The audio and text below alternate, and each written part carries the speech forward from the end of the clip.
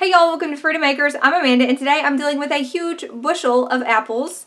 I have 40 pounds of these bad boys. These are Granny Smiths and today I am making pie filling. I have my Sunshine Girl with me today. She's going to help me to peel and core these and then we are going to make some pie filling, hopefully with enough left over to make some pie for tonight. So that's going to be really yummy. We're going to do 1 canner load of the pie filling and then tomorrow we may do something different. I'm not sure. So before we get started, I want to show you guys our peeler and corer. So this one is kind of unique because it uses a suction at the bottom. You just turn this lever and it suctions to the counter, so I don't have to screw it to the side of a counter. You know, many of them have a thing to go over the lip of a counter or a table. And this one I could just use on the top. And we are just going to spin this around. It's going to push the apple this way. This is going to take the peeling off. This is going to take the core out. And it shouldn't take us too long, and we'll have beautiful peeled, cored apples for our pie filling. Can I peel it? Yes.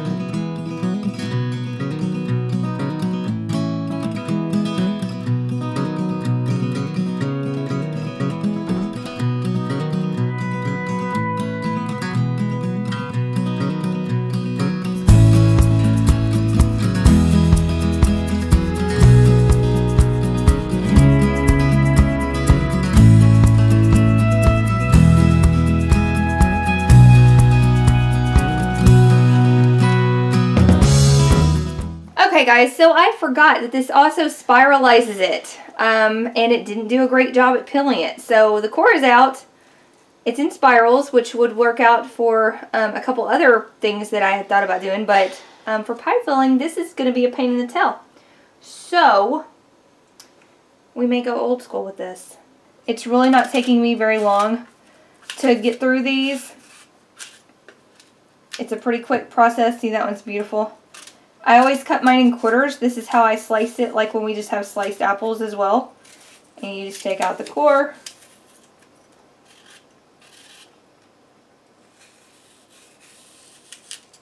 It's pretty easy. And then this way I can take out any bad spots that happen to, like that happen to be on the edge, whereas the other thing is just, because it's mechanical, it's going to go over a certain area, and it's not going to be able to pick out the yucky places. So Sunshine and I kind of have an assembly line here. When I finish, I put it to the side and she puts it in the water. She likes to feel like she's helping. And then when I need another apple, she hands that to me. Can you put another one in my bowl? I'm almost done with this one. And this works out well. Moms, if you have little ones, they love to help. Even if you're making a job up, I could definitely do this, you know, myself and just put them in there, but she wants to help, so we are creating the job title of Apple Water Putter Inner. Huh. And you're doing a great job. Hi, y'all. Hey, y'all. Welcome to Freedom Makers, and this is Sunshine and my mom. We're making apple pie. We sure are. Why are we putting apples in the water? We're putting the apples in the water so that they don't turn all brown. I put a liberal amount of lemon juice into my water. This is just cool water running in the sink because I don't have a bowl big enough for the amount that I'm going to need to be cutting for a canner load. And I'm kind of just going to eyeball this, guys. I'm following a recipe from Ball, which calls for 12 cups, but that is for 7 pints. I'm going to do 7 quarts in my canner, so I am doubling that, and I'm going to need about 24 cups. When you've been canning long enough, you learn to realize, or, you know, just eyeball what you're going to be needing after a while. If you're new, you might want to measure that. I'm going to list a link below in the description box so you guys can see the instructions from Ball, if you would like to look at those as well. Alright y'all, now I have a sink full of apples that have been cored and peeled. I'm going to slice those and blanch them for a minute, put them in a big bowl, put a lid over it so they stay warm, and I'm going to make the pie filling, like the sauce that goes in it. And then I'm going to be canning those, but first I want to talk to you guys about thickeners. So I usually use Ultra Gel This is my preferred method. You never, ever, ever want to use just plain cornstarch in a thickening, or to thicken a recipe if you're going to can it. It has not been deemed safe. People used to do it a long time ago, and we found that it is not safe. So with research and proven tested methods, we have found that that is not a safe practice. So Ultra Gel is like a modified food starch. This actual brand is from a non-GMO corn, and I really like it. This is what I used last year, but I am almost out, and I didn't realize that, and you have to order it online. Like, I can't find it in a store here, so I'm not going to be using this today, and I'm kind of disappointed about that. This is all I have ever used to thicken anything that needs like a sauce or something thick in a canning recipe. So I'm a little frustrated that I don't have any on hand. I just hadn't thought about it because having these apples was kind of a spur-of-the-moment thing. We had a friend that was going to get, or had an opportunity to get 40 pounds for $20, and she asked if we wanted a box. So we did, and I didn't have time to order those because that was yesterday.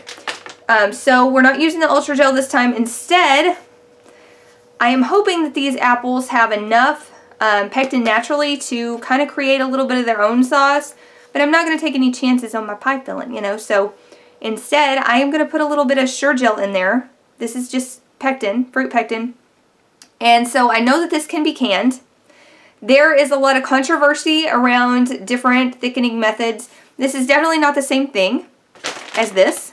It's not the same thing. Food starch, pectin. Totally different. But I'm hoping to achieve the same results. I'm kind of like flying by the cuff of my pants here, but you know, it's what I have.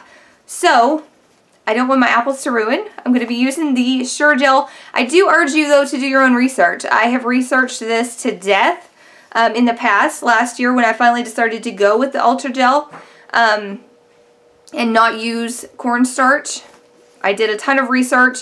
There are differences. There are pros and cons. Really dig into that if this is something you want to do. But because I don't have another option today other than, I mean, I guess I could freeze it, but I really don't want to do that because my freezer is full. Anyway, I'm using the Sure-Gel. If you do not feel like this is a good option for you and your family, don't do it. But this is what I'm doing today, and I feel fine about it. And so this is what we're going to do. I'm probably not even going to use a whole box. I'm not quite sure yet. I'm just going to see how it goes. I'm going to put in some into the mixture that I'm making with the sugar and the apple juice and all. And if I feel like I need the whole box, I'll use it. But then again, I am also hoping that the apples will secrete enough pectin that that's not necessary. But I want a thick apple pie filling, so we'll see how this goes.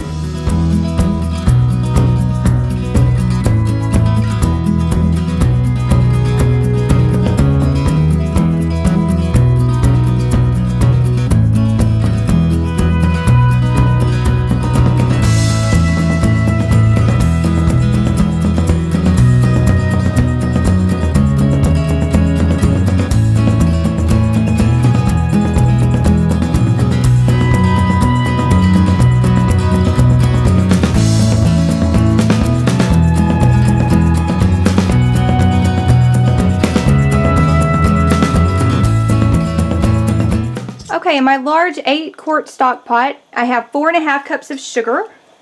I'm adding to that 2 teaspoons of cinnamon. I think I'll let those be slightly heaping because we love cinnamon. I need 1/4 teaspoon of nutmeg. And then my recipe calls for 1/2 teaspoon of apple spice. I do not have any apple spice right now, so I am using 1/4 teaspoon of allspice and 1/4 teaspoon of clove. I really feel like that's going to be fine. If you have the apple pie spice, you may want to go ahead and use that. It was 1/2 teaspoon. Then you want to add 1 teaspoon of salt. To this mixture, I'm going to add 8 cups of apple juice.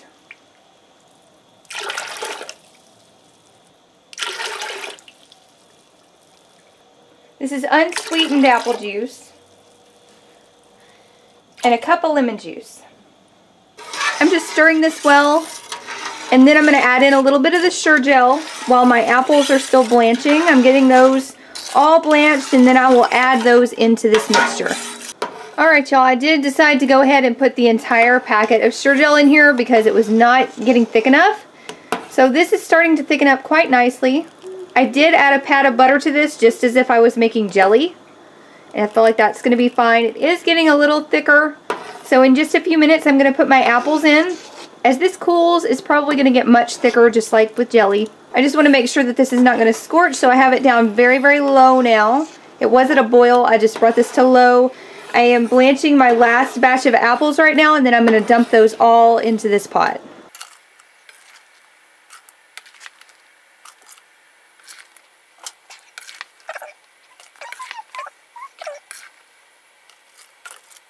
Okay friends, I have my 8-quart stock pot full of these apples now.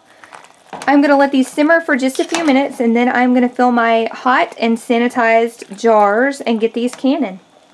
Okay guys, my dad and I got to talking, so I was not paying attention. I already jarred these up. These were hot sterilized jars. Isn't it beautiful? It's cooled down just a little bit, but I'm putting this into the hot water. I'm going to bring this to a boil for about 25 minutes. You don't want to start your time until it is at a rolling boil, and then I'll take these out and they should pop on the counter tonight. Okay y'all, this is the last of what was left. This is mostly just liquid. It's mostly not apples, so I'm not sure what I'm going to do with this. I may add this to the applesauce that I'm about to make. So these apples were the last batch, and I did not need them for my 7 quarts, and I ended up cooking these a little too long, so you can see where it's a little bit more mushy. And so I think I'm going to throw these into this pot, cook it down, and turn this into applesauce. And we love cinnamon applesauce anyway, so I'm thinking I may just add this to it toward the end and let it absorb all of that yummy cinnamony-ness and call it good, because I don't know what else to do with this. We love applesauce, and it would be really great to have some fresh. Okay, so I've just turned this on, and I'm just going to start mashing this with my hand masher. And we're cool with it being kind of chunky, so I'm not worried about making it like a puree or anything. So this is going to be fine for our family. Sunshine will love it. And in just a few minutes, I think I'm going to go ahead and pour in the last of the apple pie filling sauce.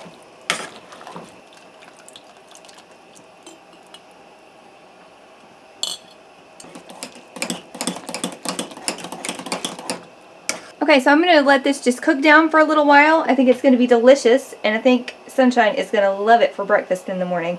Okay guys, so I hope you enjoyed following me along making some apple pie filling today. This is my first time to make apple pie filling. Yes, I improvised.